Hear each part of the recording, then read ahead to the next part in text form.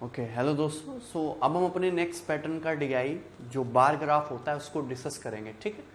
तो जैसे पूरे डीआई में मैं बस आपको एक ही चीज सिखा रहा हूं कि आपको डीआई की कैलकुलेशन करने के लिए आपको अर्थमेटिक के बेसिक परसेंटेज, रेशियो और उनकी एप्लीकेशन आनी चाहिए। कैलकुलेशन को आसान बनाने के लिए आपको चारों टूल्स यूज करने हैं। आपको अप्रोक्सीमेशन भी लगाना है, आपको डिजिटल सम भी लगाना है, आपको यूनिट डिजिट भी लगाना है और आपको डिविजिबिलिटी रूल भी लगाना है, ठीक है। तो आपको चारों के चारों मेथड लगाने हैं। कैलकुलेशन को आसान बनाने के लिए डाटा को ओवर सिंप्लीफाइड बिल्कुल भी ना करें। जैसे कि लिखा हुआ है, तो ये जैसे लिखा हुआ है 871/693, तो कुछ स्टूडेंट क्या करते हैं कि 871 को 900 बना लेते हैं और 693 को 700 बना लेते हैं और डिवाइड कर देते हैं। ऐसे डाटा में बहुत ज्यादा चेंज आ जाता है। आपको इतना भी ओवर सिंप्लीफाइड नहीं करना है, ठीक है। हालांकि आपको वैल्यू को अप्रोक्सीमेट लेके कैलकुलेशन की जा सकती है, लेकिन ओवर सिंप्लीफाइड करने की कोशिश बिल्कुल भी ना करें। और देखिए, जैसे 5 सवाल आपके डीआई में आ रहे हैं तो उसमें से 3 सवाल मॉडरेट होते हैं, इजी होते हैं, 2 ही सवाल उसमें अच्छे लेवल के होते हैं। तो ऐसा कि आप जिनमें ज्यादा कैलकुलेशन है, ज्यादा डिफिकल्ट क्वेश्चन है, उसके चक्कर में अपना बहुत ज्यादा समय बर्बाद ना करें। जो इजी क्वेश्चन है उसको पहले पिक करें, ठीक है। चल, तो जैसे मैं आपके सामने सिंपल सा डिस्कस करूंगा, बहुत ही आसान सा है और इसी लेवल की डीआई आपके पेपर में आती है। इससे बहुत ज्यादा हाई लेवल की डीआई नहीं पूछी जाती है एसएससी सीजीएल में। ये आपके सामने बार चार्ट है, तो बार चार्ट इस टाइप का होता है। जैसे कि आप समझ सकते हैं कि यहाँ पे इस टाइप से कुछ आंकड़े दिए जाते हैं और उस आंकड़ों को इस तरीके से बार्स द्वारा दिखाया जाता है। जैसे सबसे पहले पढ़ेंगे क्या दिया हुआ डायरेक्शन में, the bar chart given below shows the sales of 3 types of car automotive industry over 4 years. तो यहां पे 4 सालों का डाटा दिखाया गया, 2009, 2010, 2011, 2012, ठीक है। और यहां पे 3 टाइप की कार की सेल दिखाई गई है। एक तो है तुम्हारी हैचबैक है, जो ब्लू कलर में वो हैचबैक है, जो येलो कलर में वो शेडान है, और जो पता नहीं कौन से कलर में है वो एसयूवी है, ठीक है। चल, तो यहां पे 3 टाइप की कार्स का डाटा दिखाया गया है, उनकी सेलिंग दिखाई गई है। All the sales figure have been shown in terms of 000 units. ये जितनी भी फिगर्स हैं, जितनी भी सेलिंग है, उनके आगे आपको 3 जीरो और चिपका देनी है, तब एक्चुअल फिगर आएगी, ठीक है। क्लियर है। जैसे 500 लिखा हुआ है यहाँ पे, तो इसके आगे 3 जीरो चिपका दीजिए, तो टोटल इतने यूनिट्स कार सेल हुई है, ठीक है। सिंपल है, सभी को बात समझ में आई। तो देखिए बहुत सिंपल सा है, ठीक है। आपको यहाँ पे 4 सालों का डाटा दिखाया गया, 3 कारों की सेलिंग दिखाई गई है, हैचबैक ब्लू कलर है, सेडान है और एसयूवी है, और यहाँ पे डाटा आपके इस तरीके से दिखाया गया। क्लियर है, सभी को समझ में आ गया होगा। तो आपको इस तरीके से रीड करना है, ठीक। चलिए अब पहले क्वेश्चन पे आ जाते हैं। Which of the following type of car has the highest increase in sales from 2009 to 2012। कौन सी ऐसी कार है जो हाईएस्ट इंक्रीज हुआ, जिसकी सेल में सन 2009 से 2012 के बीच में, सन 2009 से 2012 के बीच में ऐसी कौन सी कार है जिसमें हाईएस्ट इंक्रीज हुआ है सेलिंग में। तो देखते ही पता चल गया, ये है तुम्हारी थर्ड वाली। तो यानी कि ये तुम्हारा एसयूवी आंसर आ गया, बस खत्म, ठीक है। इसमें तो कुछ करना ही नहीं था। ये हाईएस्ट इंक्रीज या डिक्रीज वाला सवाल जरूर देखने को मिलता है बार ग्राफ के केस में। बार ग्राफ पे तो आता ही आता है पक्का। क्लियर है। देखिए ये सन 2009 के डाटा है, सन 2012 के डाटा है। इसमें हैचबैक जो है तुम्हारी 500 यूनिट सेल हुई थी, 500 यूनिट मान लेते हैं, 800 यूनिट। तो टोटल इंक्रीमेंट जो देखेंगे आप 300 का, वो 300 का। अगर मैं सेडान की बात करूं तो ये 450 यूनिट सेल हुई, तुम्हारी 625 सेल हुई। तो टोटल इंक्रीमेंट तुम्हारा कितने का हुआ, 150 + 25 175 का। यहां पे देखेंगे तो ये 150 सेल हुई, 750। तो टोटल इंक्रीमेंट कितने का हुआ, 600 का। तो जाहिर सी बात है कि सबसे ज्यादा जो इंक्रीजमेंट हुआ है वो कार एसयूवी की सेल में हुआ है। तो यही आपका आंसर हो जाएगा, सिंपल सा, ठीक है। एक्चुअली में बार ग्राफ पढ़ने का तरीका ये है कि अगर मैं 2009 के लिए बात कर रहा हूं, मैं कार हैचबैक के लिए बात कर रहा हूं, तो कितना दिखाई दे रहा है लिमिट, मैक्सिमम लिमिट क्या है, 500। मतलब सन 2009 में हैचबैक की 500 यूनिट सेल हुई, सेडान की 450 यूनिट सेल हुई और एसयूवी की 150 यूनिट सेल हुई, ठीक है। क्लियर है, सिंपल सी बात थी। तो आपको इस टाइप के क्वेश्चन में कुछ नहीं करना होता, जहां पे आपको मैक्सिमम गैप दिखे। भाई आपको मैक्सिमम गैप जो दिख रहा है, वो मैक्सिमम गैप आपको एसयूवी के केस में ही दिख रहा था, मतलब यही आपका आंसर है, आपको चेक करने की जरूरत ही नहीं है, ठीक है। चलिए अगला क्वेश्चन। ओके, ये क्वेश्चन है, what is the simple annual growth rate in percentage in the sale of SUV from 2009 to 2012। ठीक है, देखिए बहुत सिंपल है, कुछ भी नहीं है। What the simple annual growth rate, simple annual growth rate पूछी आपसे कार एसयूवी की सन 2009 से सन 2012 के बीच में। देखिए सन 2009 में एसयूवी की कितनी यूनिट सेल हुई है, 150 यूनिट सेल हुई है, और सन 2012 में कार एसयूवी की कितनी यूनिट सेल हुई है, 750 यूनिट सेल हुई है। क्लियर है, सिंपल सी बात। अगर मैं इसको काट लू, मैं रेशियो ले लू, तो ये 150 से तुम्हारा कितना 5 बार चला जाएगा, 1:5। मतलब अगर इसमें 1 यूनिट सेल हुई है तो यहां पर 5 यूनिट सेल हुई, तो इंक्रीजमेंट कितने का हुआ है तुम्हारा 4 मतलब, या फिर मैं कहूंगा 400%, 400%। बोलो कोई डाउट है इसमें किसी भी स्टूडेंट को? यहां तक सिंपल सा आप देख सकते हैं कि अगर ये 150 है, ये तुम्हारे 750 है, तो ये 400% मोर, 400% का टोटल इंक्रीजमेंट हुआ आपका इस 3 साल के गैप में। 1 साल, 2 साल और 3 साल, 3 साल के टाइम इंटरवल में कार एसयूवी की सेल में कितना इंक्रीज हुआ, 400%, 400% का। आप देख सकते हैं, सरल है। ये तुम्हारा 1:5 का रेशियो, तो कितना इंक्रीजमेंट हुआ, 400% टोटल इन 3 साल के टाइम पीरियड में। आपसे पूछा है कि per annum simple annual growth rate क्या है, तो 3 साल में कितना, 400%। तो 1 साल में कितना इंक्रीज, 400/3%, और 400/3 का मतलब एक ही ऑप्शन है, 133.33, 133.33% आपका सी ऑप्शन आंसर आ जाएगा। बहुत ही ज्यादा सिंपल क्वेश्चन था। चलिए अगला देखेंगे हम लोग। अगला क्या दिया हुआ है, what is the respective ratio of total sales of sedan and total sales of SUV over the period of 4 years. Okay, ये अच्छा क्वेश्चन है, आपसे पूछा है। देखो रेशियो वाला सवाल तो आता ही आता है। और the respective ratio of total sale of sedan, car sedan की टोटल सेल इन 4 सालों की, and total sale of SUV, और कार एसयूवी की इन 4 सालों की टोटल सेल का रेशियो क्या है। 2009, 2010, 2011, 2012 इन 4 सालों में सेडान की जो टोटल सेल हुई है, कार एसयूवी की जो टोटल सेल हुई है, उसका रेशियो क्या है। फिर मेरी नजर जाएगी ऑप्शन पे। ऑप्शन में मैं देखता हूं न्यूमरेटर पार्ट को, अंश को, तो 23, 43, 29 और 76 न्यूमरेटर जो है अलग अलग दिखाई दे रहा है मुझे। न्यूमरेटर आपस में कोई लेना देना नहीं है, सारे के सारे मुझे प्राइम नंबर की फॉर्म्स में लगभग दिखाई दे रहे हैं। क्योंकि 23 ना 29 को काटेगा, ना 29 43 को, ना 43 76 को। तो एक्चुअली में मुझे पूरा कैलकुलेट ही नहीं करना, मैं केवल और केवल न्यूमरेटर पार्ट ही कैलकुलेट करके आंसर बता सकता हूं, केवल और केवल न्यूमरेटर पार्ट ही कैलकुलेट करके। न्यूमरेटर पार्ट में क्या है, सेडान की टोटल 4 सालों की सेल। तो अगर मैं सेडान की टोटल 4 सालों की सेल की बात करूं तो 450 प्लस 500 950 हो गया, प्लस 575 प्लस 625, तो ये 6 5 1100। देखिए थोड़ा जल्दी जोड़ना सीखिए। यहाँ पे 600 प्लस 500 1100 करेंगे, 75 प्लस 25 तुम्हारा 100 हो जाएगा, तो 1100 प्लस 100 1200, 1200 500 1700, और ये तुम्हारा 450। ठीक है, तो कितना हो जाएगा तुम्हारा 2150, 2150 आएगा ऊपर से सिंपल सा। नीचे समथिंग कुछ भी आए हमको मतलब नहीं है। अगर आप देखोगे तो ये तुम्हारा पूरा कितना हो गया 1200, 1700, और ये तुम्हारा 2150। नीचे समथिंग कुछ भी आए।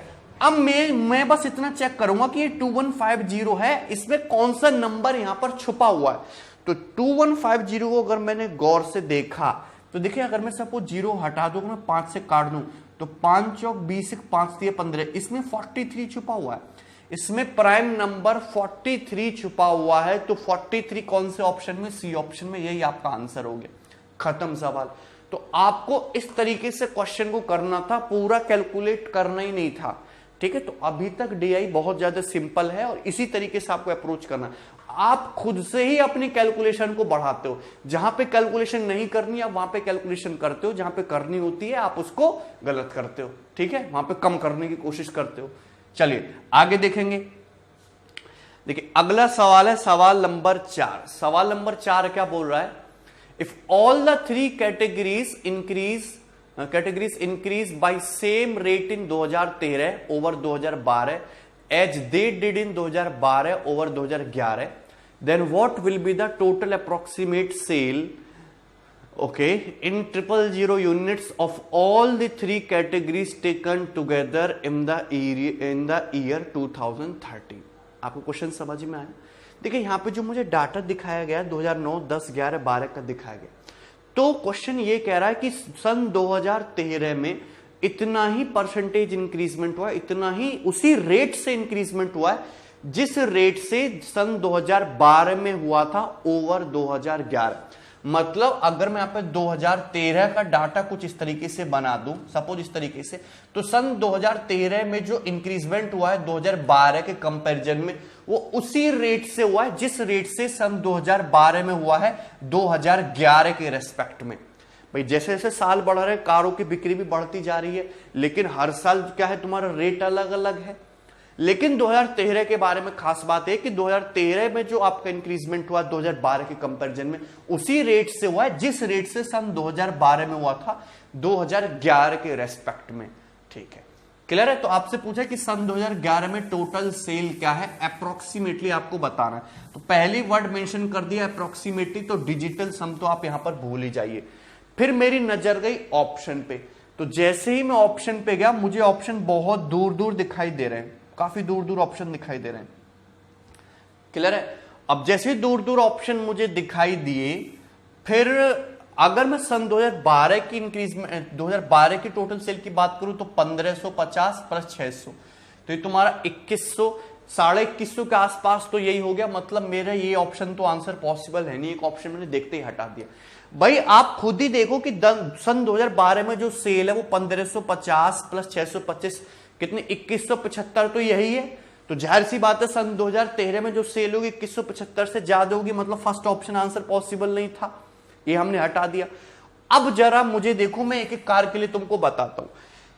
अगर मैं कार हैचबैक की बात करूं तो सन 2012 में कार हैचबैक की जो टोटल सेल थी वो 800 थी। कितनी थी? 800 थी, क्लियर है। अगर मैं 2012 में इसके इंक्रीज रेट की बात करूं तो 2011 में इसकी 650 कॉपी सेल हुई थी, 2012 में 800, तो कितना इंक्रीज हुआ है? 5 से काट लेंगे 13 और 16, तो 13:16, यानी कि 16/13 गुना, 16/13 टाइम्स। बोलो कोई दिक्कत है यहां पर किसी भी स्टूडेंट को? सिंपल सी बात भाई, कितना अगर मैं सन 2011 की बात करूं तो 650 सेल हुई, सन 2012 में 800 सेल हुई, तो कितना इंक्रीजमेंट हुआ? 800/650, यानी कि कितना होगा तुम्हारा? 16/13। यानी कि सन 2013 में भी 2012 के कंपैरिजन में इसी रेट से ग्रोथ होगा, तो मैंने 800 का भी क्या कर दिया? 16/13। अगर ये 16/13 हो रहा है तो सन 2013 में भी 2012 से कितना हो जाना चाहिए तुम्हारा? 16/13 गुना ही होना चाहिए, क्लियर है। इस बात को आपको लिखना था ना। अगर मैं बात करूं यहां पर ये 625 मुझे दिख रहा है, तो सन 2012 में 625 है सेल टोटल। अगर यहां पे हम निकाले तो ये कितना आएगा तुम्हारा? 25 दूनी 50, 25 या 75, ये 25, तो 23 से यानी कि 25/23 गुना हुआ है। तो 25/23 गुना हुआ है 2012 में 2011 के कंपैरिजन में, तो जाहिर सी बात है 2013 में भी 25/23 गुना ही होगा। तो यहां पे आप किससे मल्टीप्लाई कर दोगे? 25/23 से, 25/23 से, क्लियर है। कोई समस्या है इसमें किसी भी स्टूडेंट को यहां तक? ठीक है, चलिए। अब मैं अगर कार एसयूवी की बात करूं तो 2012 में इसकी जो टोटल सेल है वो 750 है, 750 है, ठीक है, कोई दिक्कत नहीं, यहां तक बात समझ में आ रही है। चलिए, अगर मैं इसकी टोटल सेल की बात करूं, इंक्रीजमेंट की बात करूं 2012 में 2011 के कंपैरिजन में, तो कितना इंक्रीजमेंट हुआ है भाई? 25 से 16 बार जाएगा, ये तुम्हारा 25 से 30 बार जाएगा, 2 से काटोगे तो तुम्हारा 8 बार जाएगा, 15 बार जाएगा, तो 15/8 गुना हो रहा है। तो यहां भी 2013 में भी 2012 के कंपैरिजन में 15/8 गुना होगा, क्लियर है। तो मुझे ये डाटा कैलकुलेट करना है, ठीक है। तो जाहिर सी बात है कि ये तुम्हारा 2345 से तो बड़ा ही होगा, मतलब अब मैंने सेकंड ऑप्शन भी हटा दिया। क्यों? क्योंकि आप देखो ना यहां पे, भाई यहां पे आप देखो ना तो 15/8 लगभग 2 गुना हो रहा है, 2 गुना तो यहीं पे हो गया, तो आंसर तो इससे काफी बड़ा ही हो जाएगा ना। चलिए, अभी भी मेरे 2 ऑप्शन फंस गए, लेकिन इनमें गैप काफी ज्यादा है। अगर गैप देखो तो 30 के समथिंग है, तुम्हारा 3500 के समथिंग है, 3000 के समथिंग है, तुम्हारा 3500 के समथिंग है। मतलब ज्यादा टेंशन वाली लेने की दिक्कत नहीं है, मैं इसको बहुत आसानी से अप्रोक्सीमेट लेके कैलकुलेट कर सकता हूं। भाई 13 से अगर मैं 16 को काटू तो 13 कम 13, 3 0, 13 दूनी 24, 1.2 अप्रोक्सीमेटली 1.2, तो 960 जाएगा अप्रोक्सीमेटली। बोलो कोई दिक्कत है यहां पर? अगर इसको देखोगे 23 से 25 पूरा तो नहीं कटेगा, लेकिन 1 पॉइंट समथिंग जाएगा, तो 625 को अगर मैं थोड़ा सा बढ़ा भी दूं तो लगभग 650 के आसपास चला जाएगा, 670। इससे ज्यादा तो 800 900 तो पहुंचेगा नहीं, इसके आसपास ही रहेगा। अब देखिए ये तुम्हारा यहां पर मैंने क्या किया, दोनों जगह इंक्रीजमेंट ही किया है। 8 से 15 लगभग 2 गुना हो गया, लगभग 2 गुना। तो 750 इंटू 2 1500, ये लगभग 1500 के आसपास जाएगा, 1500 से कम ही रहेगा, 1500 से कम ही रहेगा। तो देखते हैं टोटल कितना हुआ, 0 6 5 11 का 1 9 और 1 10 10 6 16 16 15 31 3110। सो आंसर जो है तुम्हारा 3110 के आसपास होना चाहिए। एक ही ऑप्शन है जो 3110 के आसपास है, जो कि तुम्हारा थर्ड ऑप्शन है, मतलब यही करेक्ट आंसर है। अप्रोक्सीमेटली भी मैंने बहुत ज्यादा वेरिएशन नहीं किया है कि इतना कि तुम्हारा 500 600 का डिफरेंस आ जाए, इतना भी नहीं मैंने वेरी किया। एक ही ऑप्शन से क्लोज बैठ रहा था, थर्ड ऑप्शन, और यही आंसर हो गया। तो आपको क्वेश्चन के डाटा के अकॉर्डिंग देखना है कि आपको यहां पे क्या लगाना है, आपको डिविजिबिलिटी लगाना है, आपको डिजिटल सम लगाना है, या आपको क्वेश्चन में कुछ भी नहीं लगाना, छोड़ देना है, वो तो आपकी श्रद्धा के ऊपर है। लेकिन मेरे हिसाब से हर क्वेश्चन अटेम्प्ट करने लायक होता है, ठीक है। चल एक और डीआई डिस्कस करेंगे इस पे। देखिए एक और डीआई देखिए बहुत सिंपल है, और ये जो जितनी भी डीआई मैं आपको सॉल्व करा रहा हूं ये मैंने खुद क्रिएट नहीं किया है, क्योंकि डीआई बनाने में 2-2 3-3 दिन लगेगा, इतना भी मेहनती नहीं हूं मैं। ये सारी जो डीआई है ये प्रीवियस ईयर की आई हुई है, और ये लेवल वाकई में पेपर में आता है, तो आपको करना ही पड़ेगा, और करो। चलिए जैसे सिंपल सा है, सबसे पहले देखेंगे क्या लिखा है डायरेक्शन में। The bar chart given below shows the number of cars parked in a multi level parking from 6 AM to 6 PM on A given day. किसी शुभ दिन पर सुबह 6 बजे से शाम 6 बजे तक हर घंटे में जो कार पार्क हुई है पार्किंग में, उसका डाटा दिखाया गया आपको बार ग्राफ की फॉर्म में, ठीक है ना। ये नंबर ऑफ कार्स है, गाड़ियों की संख्या। जैसे हम 6 बजे की बात करें तो यहाँ पे 152, ये 7 बजे तक 135, ये 14 है, ठीक है ना, ये 138, इस टाइप से आपको दिखाया गया है। क्लियर है। 6 बजे तक खड़ी की गई गाड़ियों की संख्या को दर्शाया गया। इस आरेख का अध्ययन कर दिए गए प्रश्नों के उत्तर दीजिए। तो हम पहला क्वेश्चन देखते हैं, क्या दिया है, what is the average number approximately आ गया तो आपको करना ही पड़ेगा approximately of cars parked per hour from 6 AM to 6 PM on the given day. ठीक है, सुबह 6 AM से शाम 6 PM तक जो on an average car parked हुई है पर आवर, वो आपको बताना है। तो एवरेज निकालना है, एवरेज निकालना सभी को आता है। क्या है एवरेज का मतलब? एवरेज है तुम्हारा total number of observation, sum of total observation बटे नंबर ऑफ ऑब्जर्वेशन। आपको कुछ भी नहीं करना। जैसे सुबह 6 बजे कितनी पार्क हुई है, कार पार्क हुई 152, 7 बजे 35, 8 बजे 14 है, ये 138, ये 34, ये 40। आपको क्या करना है, इन सभी को ऐड करना है और डिवाइड करना है। ये कितने आवर हो जाएंगे? सुबह 6 बजे से शाम 6 बजे तक टोटल 13 आवर्स हो जाएंगे। तो आपको 13 से डिवाइड करना है। क्लियर है? देखिए सिंपल सी बात है, कोई दिक्कत इसमें किसी भी स्टूडेंट को यहां तक। अब मुझे क्या करना है, एवरेज निकाल लेके इन सभी का क्या निकालना है, सम निकालना है। सम निकालोगे 13 से डिवाइड कर दोगे तो आपका एवरेज आ जाएगा। अब मेरे पास दो तरीके हैं यहां पे, या तो मैं क्या निकाल लू, कोई एवरेज एज्यूम कर लू, लाइक सपोज मैं 100 मान लू, फिर मैं उससे डेविएशन से निकालू, लेकिन वो और ज्यादा कैलकुलेटिव हो जाएगा। मैंने आपको सिखाया है एवरेज में डेविएशन से कैसे करना है कि आप 100 मान लोगे, फिर 100 से एवरेज से डेविएशन देख लीजिए, लेकिन वो और कैलकुलेटिव हो जाएगा। ज्यादा शॉर्टकट के चक्कर में भी ना पड़े, कभी कभी बेसिक और आपकी फास्ट कैलकुलेशन ही आपके साथ आती है। कुछ मत कीजिए, सीधे सीधे सारे डाटाज को ऐड कर दीजिए। ऐड करना है और 13 से डिवाइड करना है, एवरेज आ जाएगा। देखिए ऐड करेंगे तो 5 2 7 4 11 8 19 4 23 5 28 3 31 8 39 2 41 3 44 और 6 50 की 0। ठीक है, हासिल लगे 5 5 5 10 3 13 1 14 3 17 3 20 4 24 3 27 5 32 6 38 6 44 1 45 45 7 कितना हो जाएगा तुम्हारा ये 52 और 52 और 9 कितना हो जाएगा तुम्हारा 61। एक हासिल लगा 6 6 1 7 1 8 1 9 और 1 10 1 11 1 1 1 0। तो ज्यादा इजीली निकल गया कि नहीं, बताओ कोई दिक्कत? आपको कुछ भी नहीं करा, मैंने सिंपल सा सारे डाटाज को ऐड कर दिया। तो मैं ये कह सकता हूं कि सुबह 6 बजे से शाम 6 बजे तक जो टोटल कार पार्क हुई है वो 1110 है। सुबह 6 बजे से शाम के 6 बजे तक जो टोटल कार पार्क हुई है वो 1110 है। आपको निकालना है कि on an average per hour कितनी कार पार्क हुई है। तो कुछ भी नहीं करना, आपको इसको डिवाइड कर देना भैया किससे, 13 से, ठीक है ना, क्योंकि टोटल 13 आवर्स हो जाएंगे। 1 2 3 4 5 6 7 8 9 10 11 12 13 13 हो जाएगा टोटल। तो 13 8 104 कितना बच जाएगा तुम्हारे 6, तो 13 चौका 52 यानी कि 84 के आसपास ये आ गया तुम्हारा सेकंड ऑप्शन बी, ठीक है ना। 13 8 104 कितना बच जाएगा तुम्हारा 6 और 13 पंजे 65, अप्रोक्सीमेटली 85 के आसपास जाएगा, जो कि तुम्हारा एक ही ऑप्शन है। तो इस तरीके से आपको क्वेश्चन को करना, आपको क्वेश्चन को देख के समझना पड़ेगा कि कैसे किया जाए। जैसे कि अगला सवाल है, सवाल number 6, at what time the percentage change in the number of parked cars is the maximum. किस समय जो है जो परसेंटेज चेंज जो है कार पार्क्ड में वो मैक्सिमम है। परसेंटेज चेंज्ड पूछा है, चाहे वो लेस हो चाहे मोर हो, परसेंटेज चेंज पूछा है तो लेस भी हो सकता है मोर भी हो सकता है। तो किस टाइम वो मैक्सिमम होगा। आपके सामने दिखाई दे रहे 4 ऑप्शन, तो मैं केवल और केवल इन्हीं 4 ऑप्शन पे फोकस करूंगा, बाकी पूरा डाटा मुझे चेक करने की जरूरत नहीं है। केवल इन 4 ऑप्शन पे चेक कर लो कि कहां पे आपको परसेंटेज चेंज मैक्सिमम दिखाई दे रहा है। अगर मैं 9 बजे से 10 बजे तक की बात करता हूं तो 138 से तुम्हारा 134 हो गया, डिक्रीज हो गया, ठीक है। फिर उसके बाद हम देखते हैं 12 बजे से 1 बजे तक, तो 12 बजे से 1 बजे तक यानी कि 35 से 150 हो गया, ये तुम्हारा इंक्रीजमेंट हो गया, ठीक है।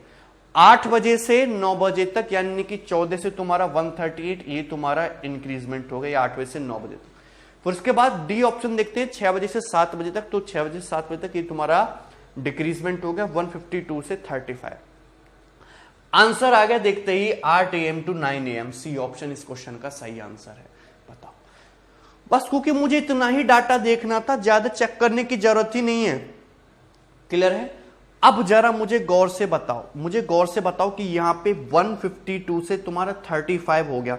अगर मैं 152 से अगर मैं 35 करता हूं तो ये लेस हो गया तुम्हारा लगभग। अगर ये तुम्हारा 100 भी लेस हुआ, देखिए इतना सब कुछ देखने की जरूरत है नहीं। इसमें आप देखोगे तो सबसे ज्यादा 14 था और ये तुम्हारा कितना है 138।